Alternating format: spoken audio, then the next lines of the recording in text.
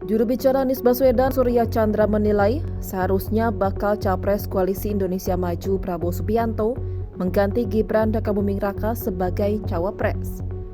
Lantaran putusan Majelis Kehormatan Mahkamah Konstitusi memutuskan Ketua Mahkamah Konstitusi Anwar Usman melanggar etik terkait putusan syarat batas usia Capres dan Cawapres.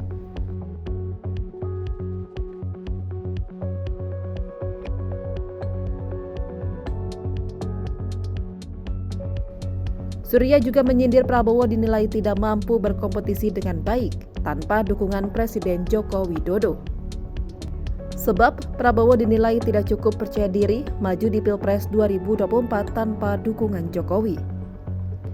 Sehingga harus menggandeng putranya Gibran Rakabuming Raka yang memicu gugatan batas usia Capres dan Cawapres.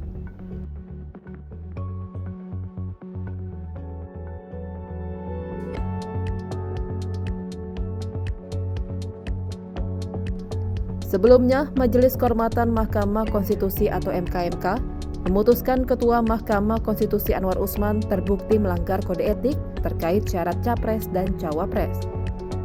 Imbasnya, Anwar Usman dicopot sebagai Ketua MK.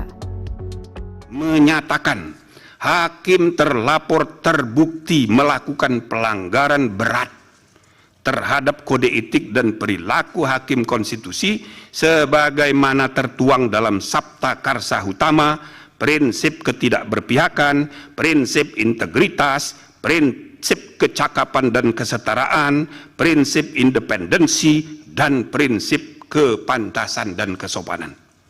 2. Menjatuhkan sanksi pemberhentian dari jabatan Ketua Mahkamah Konstitusi kepada hakim terlapor.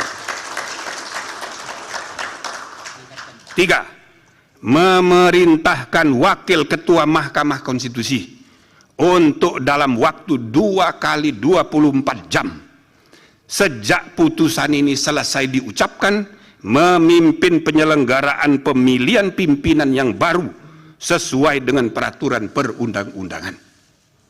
4.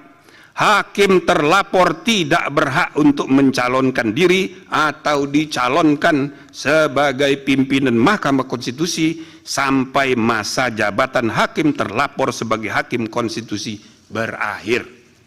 5.